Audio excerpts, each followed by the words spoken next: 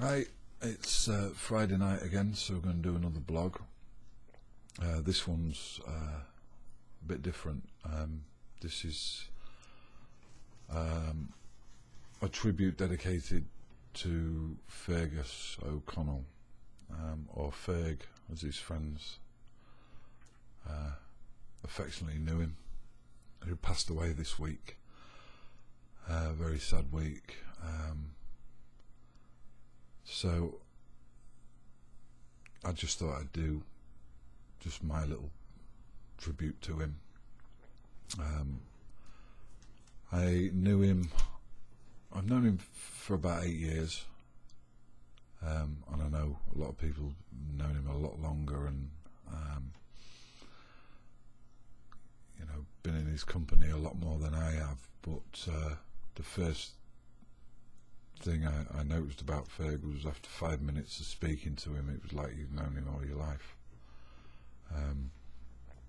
Fergus was a writer. He wrote a book called Is That You, Angus, which, if you ever get a chance to read, it's available on Amazon, and if you ever get a chance to read it, it's worth buying, because it's a great take. You get to know a little bit more about the man and about the way his mind worked. He used to do write for magazine, which is the Motorcycle Action Group. And he used to do a column on there called Ferg's World, which was, I'm sure anybody that gets that magazine, that's one of the first things you turn to read Ferg's World, because it was so funny, and his sort of take on life, his angle of life was unique. It was fantastic, real sort of laugh out loud stuff. He was a great storyteller, because he'd done and seen a lot, and he used to have you spellbound for hours with his stories. You'd be splitting your sides laughing at the things he told you. He was such an interesting man. He was a great brewer of wine, and I'm sure a lot of Fergus's friends will agree that his wine was like rocket fuel. It's good stuff. It tasted great, but it used to blow your head off, and you always had to have a few glasses of Fergus's wine with him, or take a few bottles with you.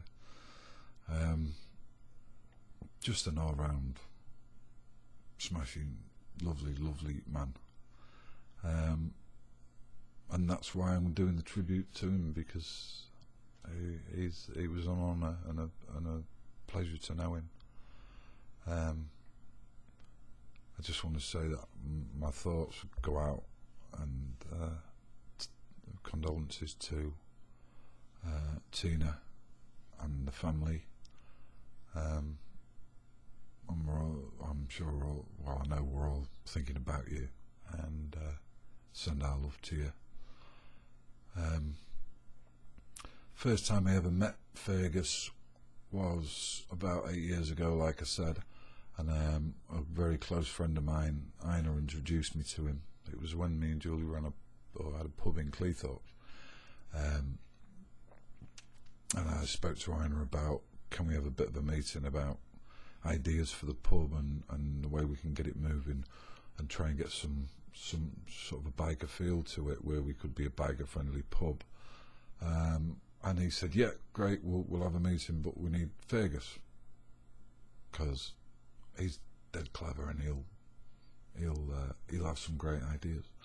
So we set up a meeting, and Ina came through and introduced me to him, and the first impressions was the size of the man. He was a big fella, big bear of a man, with a great big beard and an even bigger smile. And he shook my hand and looked me in the eyes, and from then I knew he was going to be a friend, because you just got a feeling of the man, like known him for years and years. And he gave us some great ideas, and he took a lot of time. He was very generous with his time. He was a bit of a protector, was Fergus. He was always concerned if you was okay and everything was going all right with you, and when you let him know that it was, he was happy. Very selfless man. I think one of the, I'd known him for about a year, and it was the first big bike rally me and Julie had been to, and we arrived in the afternoon and had a great night. Went to bed early hours of the morning. Fergus was there as well, and we all had a great night. We got up the next morning all nursing hangovers, and Fergus appeared with us, had a coffee with us, and said to me, "Connolly, I'll show you around the place," and because he's very proud of what he's done. It was the farmyard which was organised by Mag, and he had a lot to do with it and put a lot of work into it.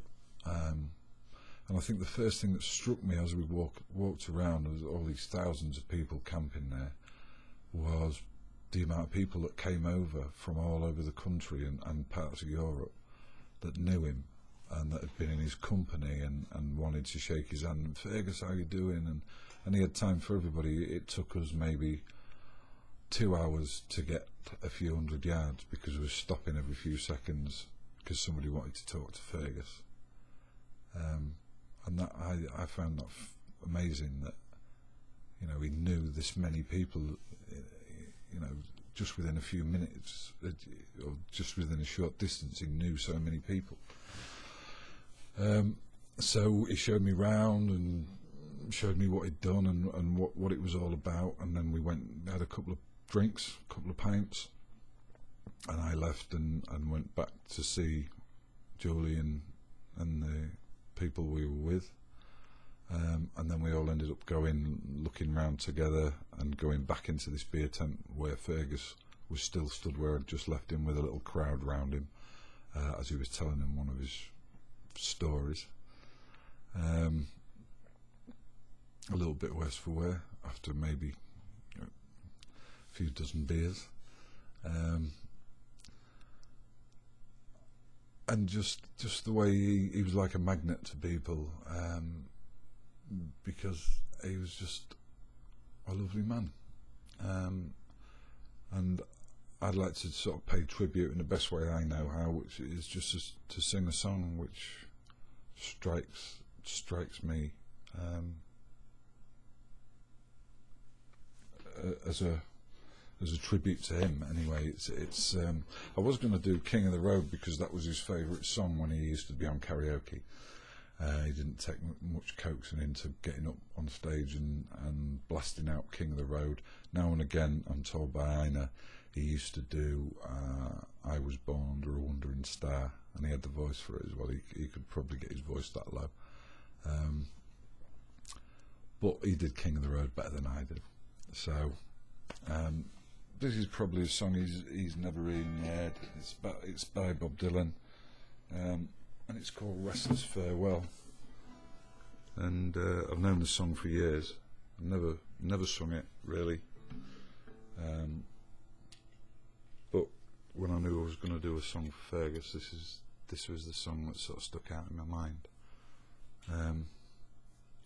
So this is for you, Ferg. I hope you enjoy it.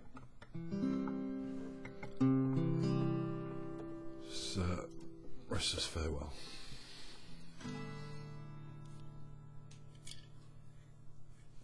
Quick beer before we start.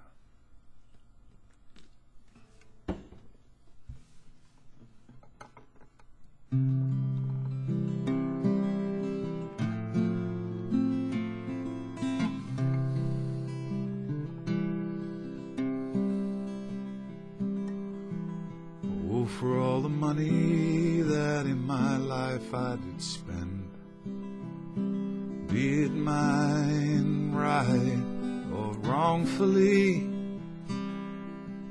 I let it slip gladly to my friends to tie up the time most forcefully. But the bottles are done, we've killed each one, and the table is full and overflowed,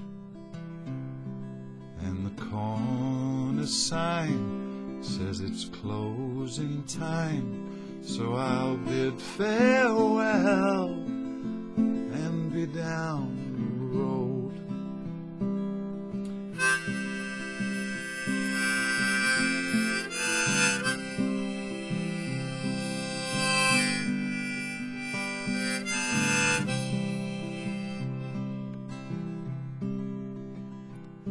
Oh, for every girl that ever I touched, I did not do it harmfully,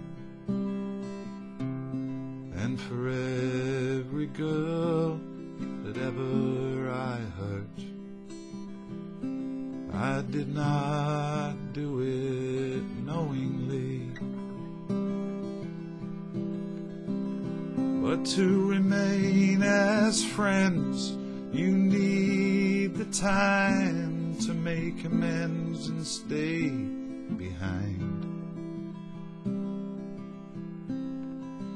And since my feet are now fast and point away from the past, I'll bid farewell and be down the line.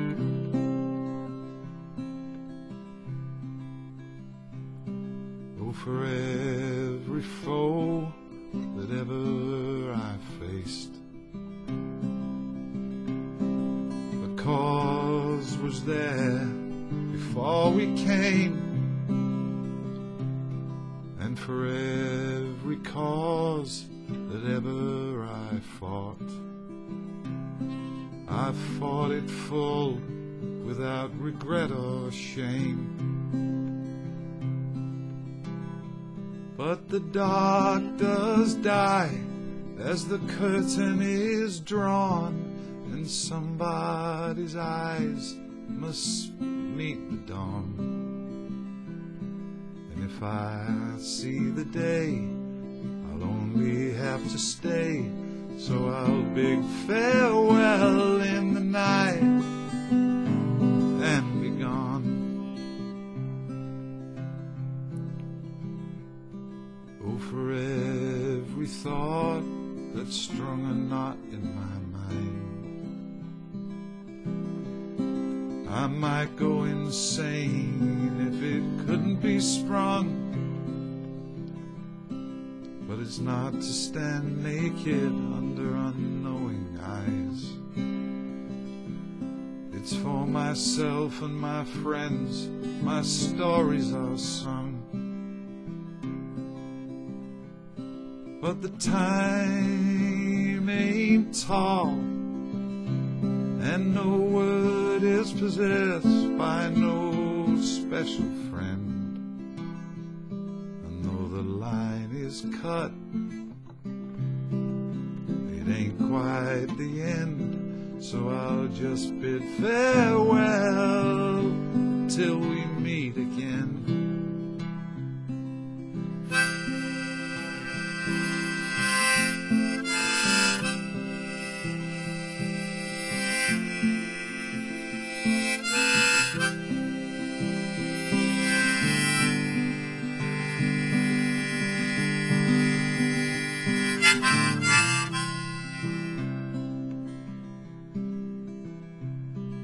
A false clock tries to tick out my time, to disgrace, distract, and bother me. And the dirt of gossip blows into my face, and the dust of rumors covers me. But if the arrow is straight and the point is slick, it can pierce through dust no matter how thick. So I'll make my stand and remain as I am, and I'll bid farewell and not give a damn.